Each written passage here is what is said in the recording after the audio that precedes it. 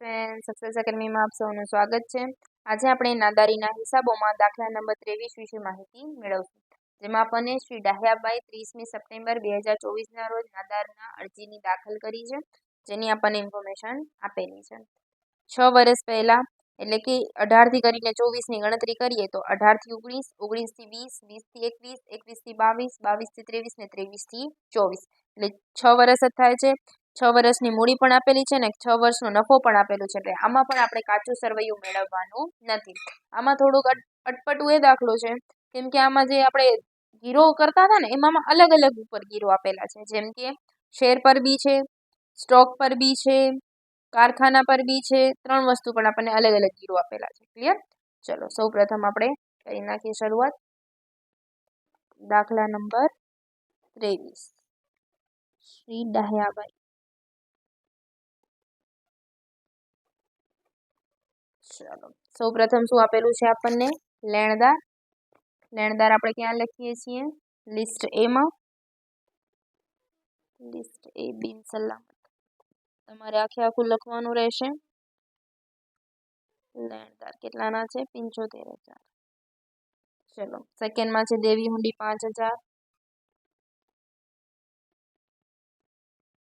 ચલો શેર પર અધિકાર ધરાવતા લેણદાર છે અને સ્ટોક પર, ચલો શેર પર છે કેટલાના? 40,000ના। શેરની ઉપજ કેટલાની છે? તો કે 16,000ની। લેણદાર કેટલાના? 40,000ના અને ઉપજ કેટલાની?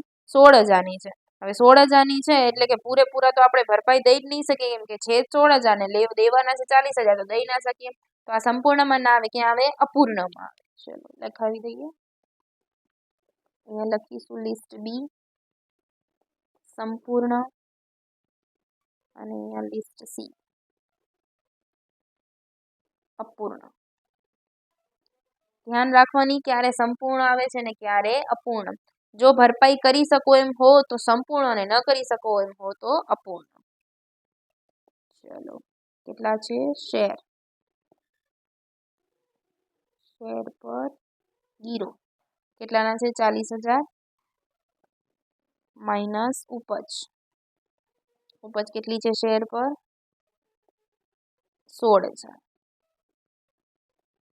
ચલો બારે લખી નાખીએ, 40,000 માઇનસ 16,000 એટલે 24,000।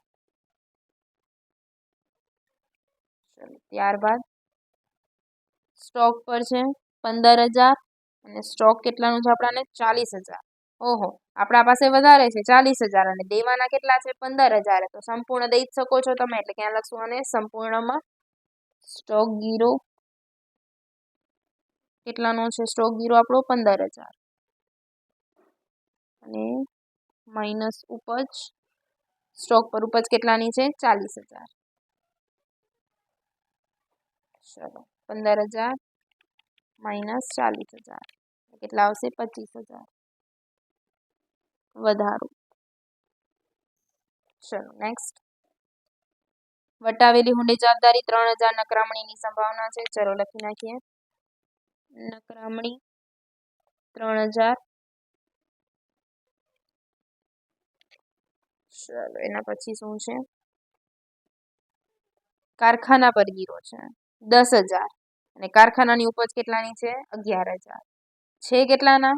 10,000 અને ઉપજ કેટલાની આપેલી છે આપણને? 11,000, એટલે સંપૂર્ણ આપણાને દઈ શકીએ છીએ, તો એ પણ ક્યાં લખશું? સંપૂર્ણમાં કારખાના ગીરો 10,000 અને માઇનસ ઉપજ 11,000, તો 1,000નો શું થાય છે આમાં પણ? વધારો।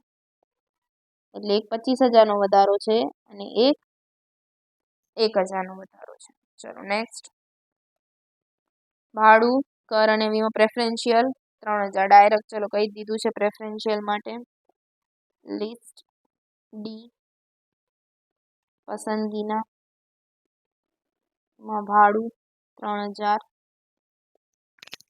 ચલો એના પછી દેવાદાર સદ્ધર આપેલા છે 25,000, અહીંયા આવશે લિસ્ટ ઈ મિલકત, અહીંયા લખી નાખું લિસ્ટ એફ દેવાદાર, એમાં 3 જ આવે છે, સદ્ધર, શકમંદ અને ડૂબેલા।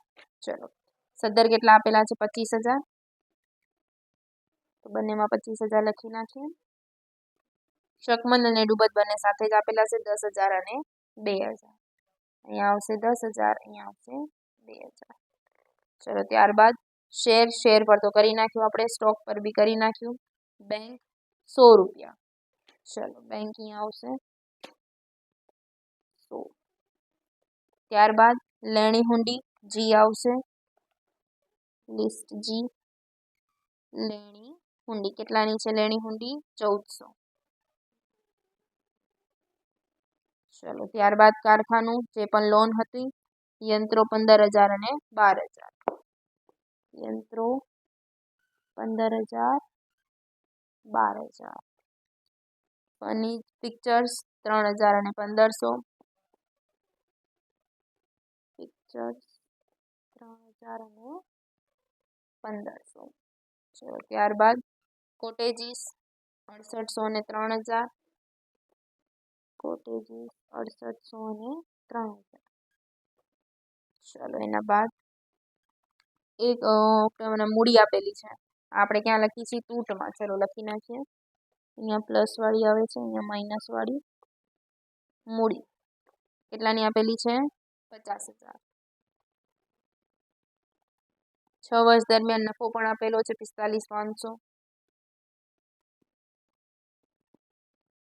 ચલો ત્યારબાદ 25,000ની ખોટ આપેલી છે. દર વર્ષ મૂડી પર વ્યાજ 2500 અને ઉપાડ 77,200. ઉપાડ લખી નાખું અહીંયા 77,200. અને દર વર્ષે મૂડી પર વ્યાજ 1 વર્ષનું કીધું છે, એટલે આપણે કેટલા કરવાનું? ગુણ્યા 6, કેમ કે દર વર્ષે હોય. મૂડી પર વ્યાજ 2500 ગુણ્યા 6. ચલો એના સિવાય કોઈ વસ્તુ હવે રહેતી નથી. ચલો કરી નાખીએ. 2500 ગુણ્યા 6 એટલે 15,000. ચલો આ બાજુ જોઈએ. 75,000 પ્લસ 5,000 પ્લસ 3,000 એટલે કેટલા આવશે? 83,000. ચલો અહીંયા જોઈ લઈએ. હવે અહીંયા 25,000 ને 1,000નો વધારો છે, એનો ક્યાંય આપણે બીજો ગીરો નથી, એટલે યુઝ નથી કર્યો, તો એને અહીંયા આપણે પ્લસ કરી દઈશું. પ્લસ લિસ્ટ બી નો વધારો 25,000 ને 1,000 એટલે કેટલા આવશે? અહીંયા 26,000. જો આનો નીચે બીજો ગીરો આપેલો ને યુઝ કરી નાખ્યો હોય તો ના આવે. ક્લિયર? એટલે અહીંયા તો ડેશ જ આવશે. પ્લસ 24,000 એટલે કેટલા આવશે? 1,07,000. આ 3,000 અહીંયા માઇનસ હશે, માઇનસ લિસ્ટ ડી 3,000. ચલો હવે અહીંયાથી પ્લસ કરી નાખીએ. તો plus 12,000 plus 1,500 plus 3,000 plus 25,000 plus 2,000 plus 1,400 એટલે 45,000. એમાંથી આપણે માઇનસ કરીશું 26,000, સોરી પ્લસ કરીશું 26,000 અને માઇનસ કરીશું 3,000. કેટલા આવશે? 68,000.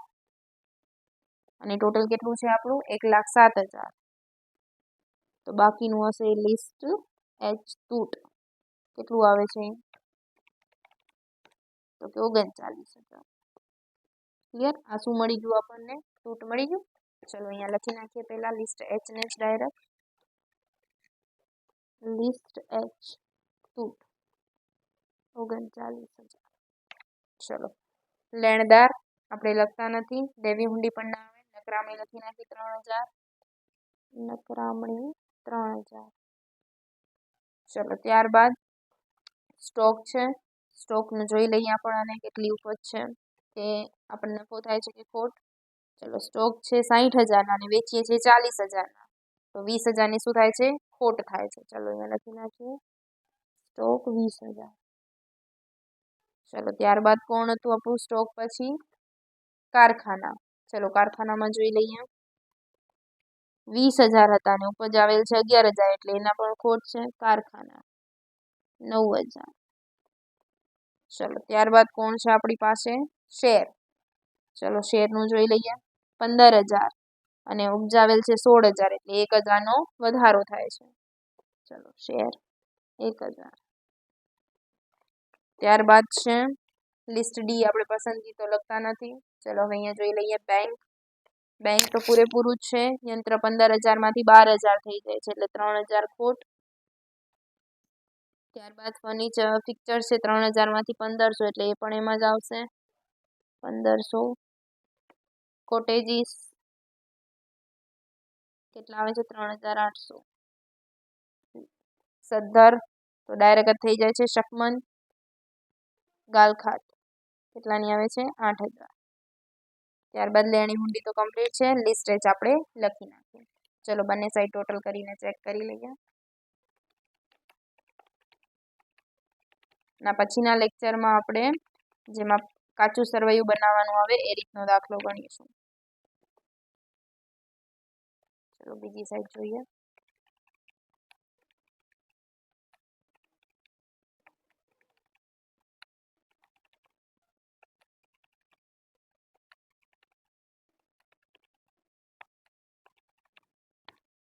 બંને સાઈડ સેમ આવી જાય છે મતલબ આપણો દાખલો રાઈટ છે ક્લિયર કોઈ પણ ડાઉટ લાગે તો તમે ઇન્સ્ટાગ્રામમાં કે ટેલિગ્રામમાં કમેન્ટ કરી શકો છો કે મેસેજ પણ કરી શકો છો થેન્ક યુ ફ્રેન્ડ્સ